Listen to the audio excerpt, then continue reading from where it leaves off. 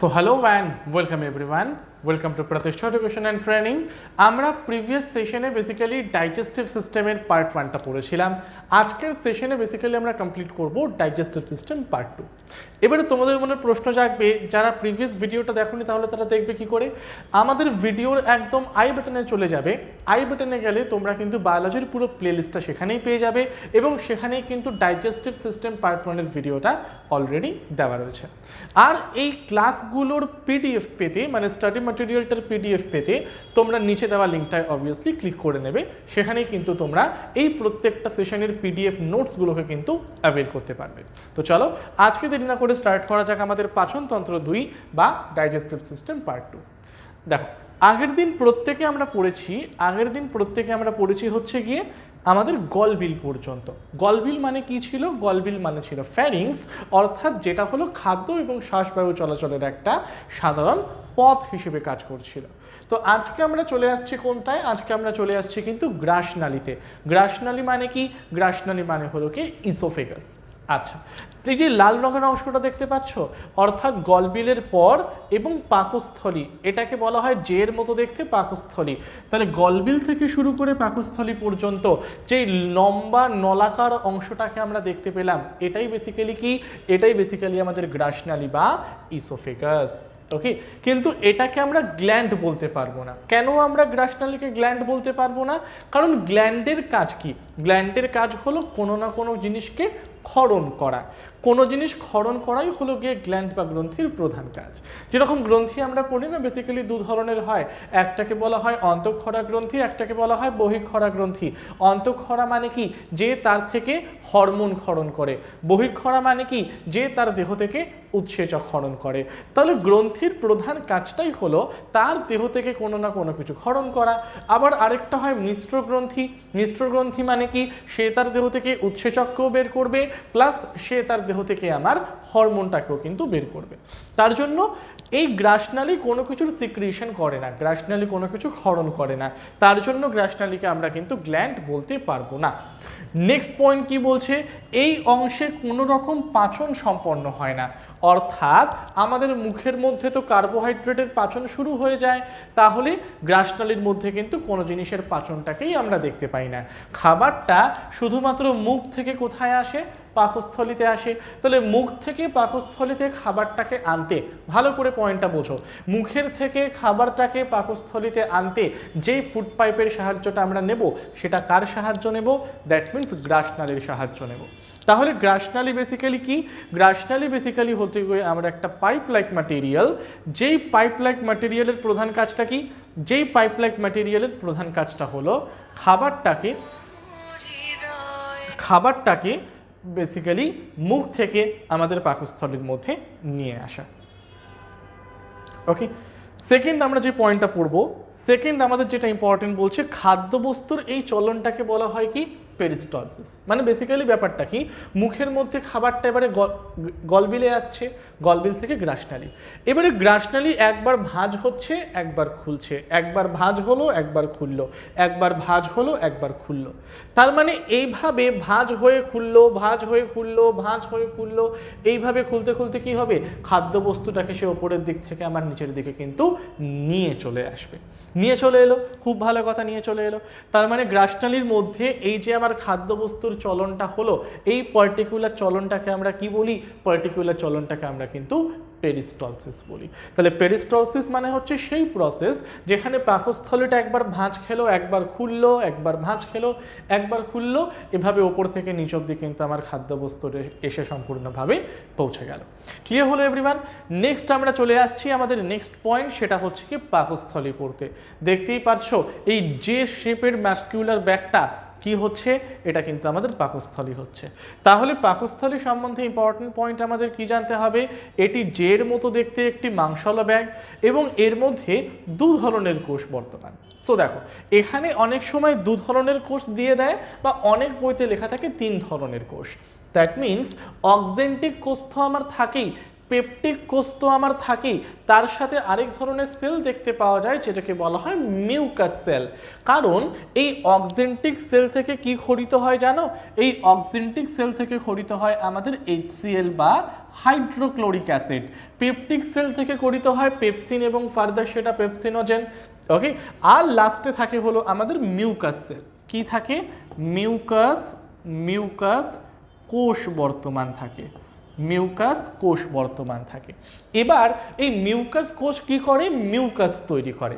তার মানে যদি আমরা আমাদের হাতের মধ্যে আমরা যদি সামান্য HClটাকে ফেলে দিই তাহলে হাতটা আমার ফুটো হয়ে যাওয়ার সম্ভাবনা, কিন্তু তাও পেটের মধ্যে কি করে HClটা আমার এক্সিস্ট করছে? পেট কেন ফুটো হচ্ছে না? কারণ পেটের ঠিক মধ্যে এই মিউকাস থেকে সিক্রেটেড হওয়া মিউকাসের একটা লেয়ার তৈরি হয়, যেই লেয়ারটা HCl এর ক্ষয় কার্যটাকে কমাতে আমার হেল্প করে। তার জন্য পাকস্থলীতে কেন কোনো পোর বা ফুটোর সৃষ্টি হয় না? তার একটাই প্রধান কারণ পাকস্থলীর অন্তঃগাত্রটা তৈরি হয় আমার কি দিয়ে? মিউকাস সেল থেকে খরিত হওয়া মিউকাসটা দিয়ে। তাহলে পাকস্থলীর মধ্যে 3 ধরনের কোষ বর্তমান থাকে। অক্সেন্টিক কোষ HCl এর ক্ষরণ করে, পেপটিক কোষ পেপসিন এবং পেপসিনোজেন ক্ষরণ করে, আর মিউকাস কোষ কিন্তু আমাদের মিউকাসটাকে সিক্রেট করতে হেল্প করে থাকে। ক্লিয়ার হলো এভরিওয়ান এত অবধি? তাহলে এটাই হলো বেসিক্যালি আমার কি, এটাই হলো বেসিক্যালি আমাদের পাকস্থলীটা। আচ্ছা, পাকস্থলী সম্বন্ধে আরও ডিটেলসে যাওয়ার আগে প্রত্যেককে বলে দিতে চাই, যারা ওয়েস্ট বেঙ্গল গভর্নমেন্টের PSC, police recruitment board, municipal service commission এই প্রত্যেকটা এক্সামের জন্য একটা জায়গায় প্রিপারেশন চাইছো, দ্যাট মিনস একটা মাত্র কোর্সেই তোমাদের প্রিপারেশন নিতে হবে, আর সেই সেম কোর্সের প্রিপারেশন দিয়ে তোমরা পুলিশ রিক্রুটমেন্ট বোর্ডের এক্সাম, পিএসসির এক্সাম, মিসলেনিয়াস সার্ভিসের exam, SSC group C and D প্রত্যেকটা এক্সামকেই কিন্তু তোমরা দিতে পারবে। তাহলে সেই একত্রিত কোর্সটা হচ্ছে কি আমাদের প্রতিষ্ঠা এডুকেশনের তরফ থেকে বেঙ্গল কম্বাইন্ড কোর্স, যেখানে তোমরা ইয়ারলি 689 এক বছরের পুরো কোর্সের ফি, এবং সেখানে 689 রুপিসের বিনিময়ে তোমরা study material, class material, notes, unlimited mock test, topic wise mock test, live class, recorded class প্রত্যেকটাকেই কিন্তু তোমরা সেখানে গিয়ে অ্যাভেল করতে পারছো। তাহলে এক একটা এক্সামের জন্য এক একটা কোর্স কেনার দরকার নেই। ওয়েস্ট বেঙ্গল গভর্নমেন্টের সবকটা এক্সামের জন্য একটা মাত্র কোর্স আমরা কিনবো, সেটা হলো বেঙ্গল কম্বাইন্ড, যেখানে কিন্তু আমরা উইকলি 4 থেকে 5টা করে live class, recorded class, study material, mock test সবটাই কিন্তু অ্যাভেল করতে পারবো। আর এই পুরো কোর্সের ফি হলো কি অনলি 689 রুপিস। আর এই কোর্সের আরও ডিটেলস জানতে নিচে দেওয়া নাম্বারটায় কল করে নাও 9088890080-তে। নেক্সট আমরা চলে আসছি কোনটায়? নেক্সট আমরা চলে আসছি পাকস্থলীতে। কি বলছে? পাকস্থলীতে রেনিন নামে আরেকটা উৎসেচক খরিত হয়। রেনিন কি করে জানো? রেনিন হচ্ছে কি মিল্ক প্রোটিন বা দুধের মধ্যে যে প্রোটিনটা থাকে সেটাকে ভাঙতে হেল্প করে কে? সেটাকে ভাঙতে হেল্প করে কিন্তু আমাদের এই রেনিনটা। এবারে যত আমাদের বয়স বাড়তে থাকে না, তত আমাদের রেনিন ক্ষরণের পরিমাণটাও কি হয়? কমে যায়। যত বয়স বাড়ে তত রেনিন ক্ষরণের পরিমাণটা কমে যায়। এবার রেনিন যদি স্বাভাবিকের থেকে কম মাত্রায় আমার ক্ষরিত হয়, তাহলে মিল্ক প্রোটিন বা দুধের মধ্যে থাকা প্রোটিন সেটাকে আমরা ডাইজেস্ট করতে পারবো না। তাহলে যত বয়স বাড়বে তত আমাদের দুধ বা ডেয়ারি প্রোডাক্ট এগুলোকে কিন্তু খাওয়া উচিত নয়, কারণ এগুলোকে ভঙ্গকারী উৎসেচক বা যেটাকে আমরা এনজাইম বলছি, সেটা বয়স বাড়ার সাথে সাথে কিন্তু আমার কম ক্ষরিত হয়। ক্লিয়ার হলো এভরিওয়ান এত অবধি? নেক্সট আমরা বলি পাকস্থলীর 3টে অংশ দেখতে পাওয়া যায়। একটাকে বলা হয় ফান্ডাস, একটাকে বলা হয় কার্ডিয়াক, একটাকে বলা হয় পাইলোরিক। কার্ডিয়াক মানে কি? পাকস্থলীর হৃৎপিণ্ড সংলগ্ন অংশ। পাকস্থলী এবং ক্ষুদ্রান্তের সংযোগস্থলে আমার কি রইল? Pyloric part. আর পাকস্থলীর মাঝের অংশটাকে আমরা কি বলি? ফান্ডাস বলে চলি।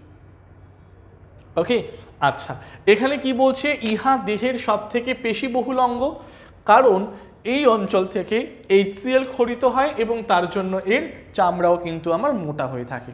এছাড়াও এটা থেকে প্রোরেনিন এবং গ্যাস্ট্রিক লাইপেজ ক্ষরিত হয়, যা প্রোটিন জাতীয় খাদ্যের পরিপাক ঘটাতেও কিন্তু সহায়তা করে। আর এখান থেকে আমরা হরমোনকেও বের হতে দেখি, যেই হরমোনটাকে বেসিক্যালি বলা হয় স্থানীয় হরমোন বা লোকাল হরমোন। হরমোনের কাজ কি? একটা অঙ্গ থেকে ক্ষরিত হয়, একটা অঙ্গে গিয়ে কাজ করে। কিন্তু স্থানীয় বা লোকাল হরমোন কোনটা? যেটা যেখান থেকে ক্ষরিত হয় সেখানেই সে কাজ করে। তার মানে সেই লোকাল হরমোনের উদাহরণটা কি? তার নাম হলো কি আমাদের গ্যাস্ট্রিন। ক্লিয়ার হলো এভরিওয়ান এত অবধি প্রত্যেকের পাকস্থলী পর্যন্ত? আশা করি প্রত্যেকের ক্লিয়ার হয়েছে। নেক্সট আমরা পাকস্থলীর পরে যে অংশে যাব সেটা হলো বেসিক্যালি আমাদের লিভার। আচ্ছা, মানবদেহের সবথেকে বড় গ্রন্থি হলো লিভার। হ্যাঁ, একদম ঠিক কথা এটা। যদি বলা হয় মানবদেহের সবথেকে বড় অঙ্গের নাম কি, largest organ of human body, তাহলে largest organ of human body বা মানবদেহের সবথেকে বড় অঙ্গের উদাহরণ হচ্ছে আমাদের স্কিন অথবা ত্বক।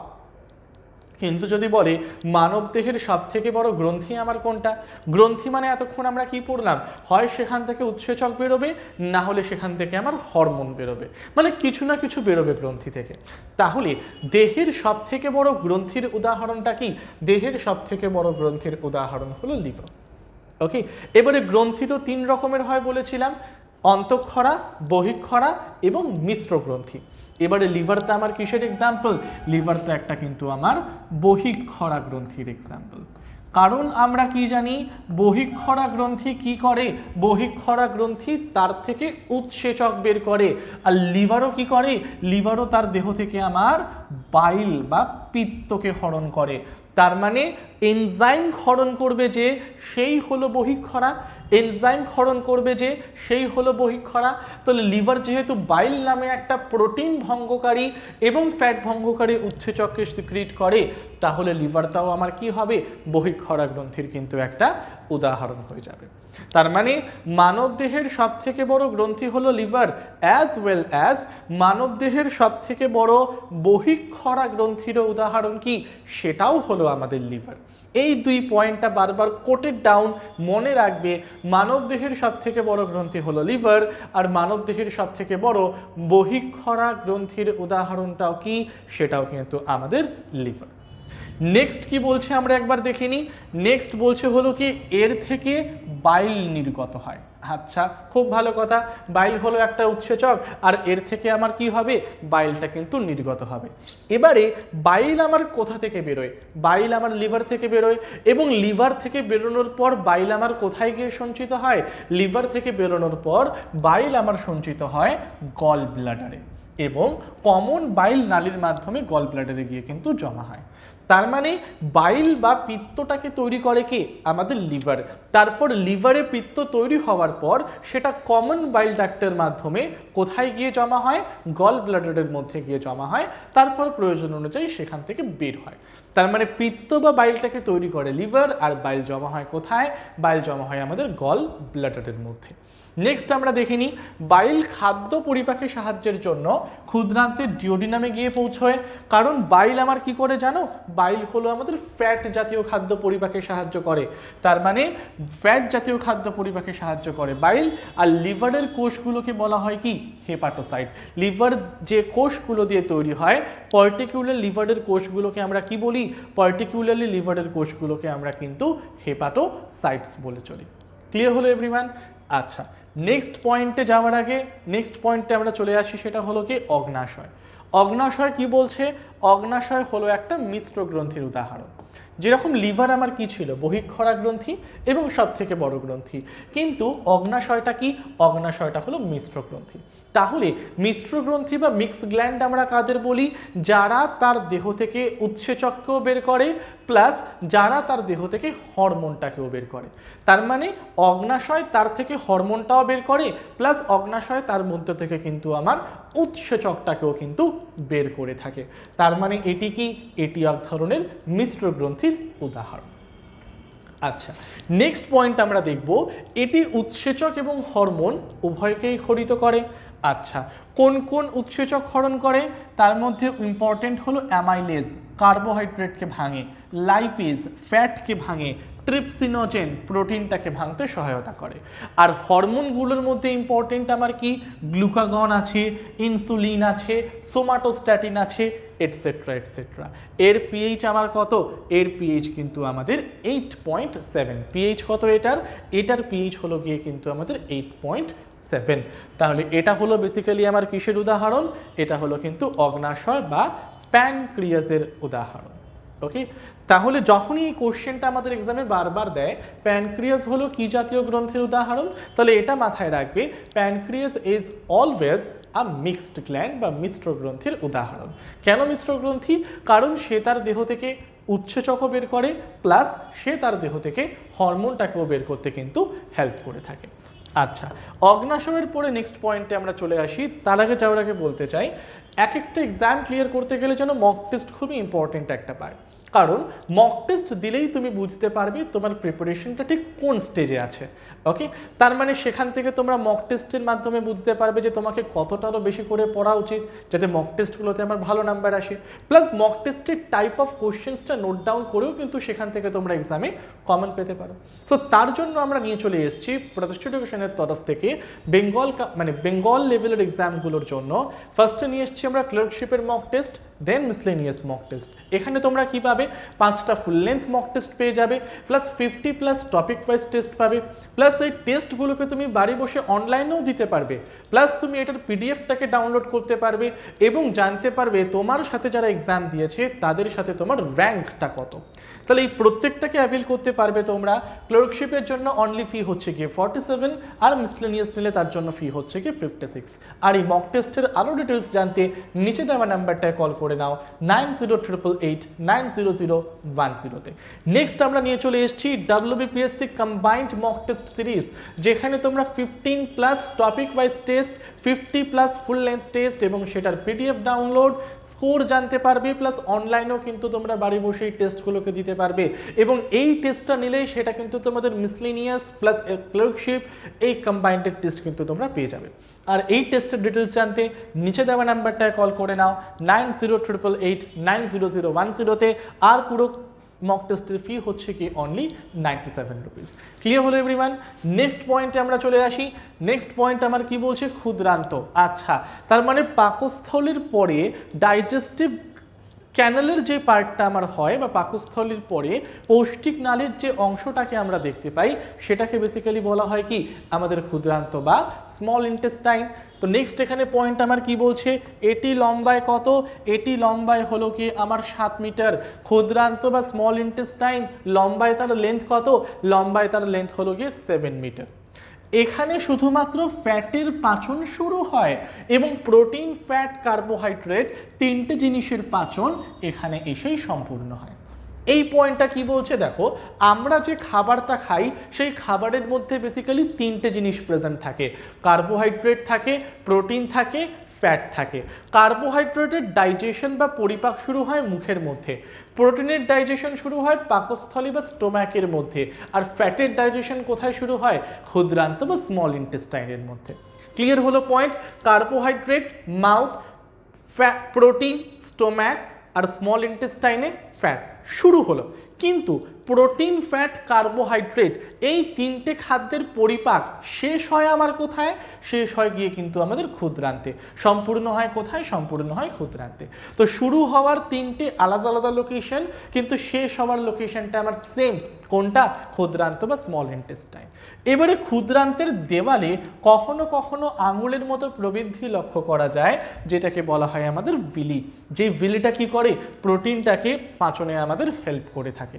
তাহলে এটাই হচ্ছে আমাদের ক্ষুদ্রান্ত, সরি এটা ফ্যাট হবে। ওকে, আচ্ছা, ক্ষুদ্রান্তের পরে নেক্সট আমরা চলে আসছি যেটাতে, সেটা হলো গিয়ে ক্ষুদ্রান্তের 3টি অংশ। দেখো এই যে প্যাঁচালো অংশটাকে দেখছি, ভিতরকার যে প্যাঁচালো মতো অংশটা, এই প্যাঁচালো মতো অংশটাকে বলা হয় কিন্তু ক্ষুদ্রান্ত, যেটা আমাদের 7 মিটার লম্বা। এবারে ক্ষুদ্রান্তের 3টি অংশকে বেসিক্যালি আমরা এখানে দেখতে পেলাম। কি কি সেগুলো, একটা হলো ডিওডিনাম, একটা হলো জেজুনাম, অ্যানাদার ওয়ান হলো ইলিয়াম। তাহলে ক্ষুদ্রান্ত বেসিক্যালি 3টে অংশ দিয়ে গঠিত, ডিওডিনাম, জেজুনাম এবং ইলিয়াম। এই 3টে পয়েন্ট থেকেও কিন্তু এক্সামে আমরা বারবার কোশ্চেন্স তৈরি হতে দেখি। দ্বিতীয়তে আমরা যেটা চলে আসি, নেক্সট যেটা বলছে সেটা হলো গিয়ে বৃহদন্ত্র। বৃহদন্ত্র কিন্তু এর 4টে অংশকে দেখতে পাওয়া যায়। বৃহদন্ত্র মানে লার্জ ইন্টেস্টাইন, এটা হলো বৃহদন্ত্র। দেখো এই যে গ্রিন কালারটা কি, গ্রিন কালারটা হলো আমাদের বৃহদন্ত্রের উদাহরণ। এর 4টে অংশ দেখতে পাওয়া যায়। কি কি সেগুলো, সিকাম, কোলন, অ্যানাল ক্যানেল এবং পায়ু। সিকাম, কোলন, অ্যানাল ক্যানেল এবং পায়ু, এই 4টে অংশ মিলে আমার তৈরি করে কাকে, বৃহদন্ত্রটাকে। ওকে, তাহলে আমাদের ডাইজেস্টিভ সিস্টেম বৃহদন্ত্র অবধি কিন্তু এখানেই এন্ড। আচ্ছা, প্রত্যেককে বলে দিতে চাই, যারা free study material, free mock test, free topic wise test এবং ফ্রি কিছু ভিডিওস দেখতে চাও রিলেটেড টু কম্পিটিটিভ এক্সাম, তাহলে তোমরা অবশ্যই আমাদের ওয়েবসাইটে গিয়ে লগ ইন করতে পারো। ওয়েবসাইট কোনটা? www.pratishtha.co.in, যেখানে লগ ইন করার পর তোমরা কিন্তু free mock test, free study material, free videos competitive related সেগুলোকে গিয়ে কিন্তু অ্যাভেল করতে পারো। এছাড়া ওয়েবসাইটের পরিবর্তেও তোমরা প্লে স্টোরে গিয়ে প্রতিষ্ঠা এডুকেশন অ্যান্ড ট্রেনিং এই অ্যাপটাকে ডাউনলোড করতে পারো এবং যেই অ্যাপে লগ ইন করার পরেও কিন্তু তোমরা এই ফ্যাসিলিটিগুলো সম্বন্ধে আরও জানতে পারবে। এছাড়াও course details, offline course details প্রত্যেকটা কিন্তু তোমরা এই ওয়েবসাইট এবং অ্যাপ থেকেই জানতে পারবে। ক্লিয়ার হলো এভরিওয়ান? তাহলে এই অ্যাপ এবং কোর্সের ডিটেলস জানতে নিচে দেওয়া নাম্বারটায় কল করে নিতে পারো 9088890010। ক্লিয়ার হলো এভরিওয়ান এত অবধি? চলো নেক্সট আমরা যেটায় আসবো, আমাদের তো ডাইজেস্টিভ সিস্টেমের ক্লাস আজকে এখানেই এন্ড। ক্লিয়ার? সো এরকম আরও ভিডিও পেতে টপিক ওয়াইজ অবশ্যই তোমরা চ্যানেলটিকে সাবস্ক্রাইব করে রাখো। Till then, thank you everyone.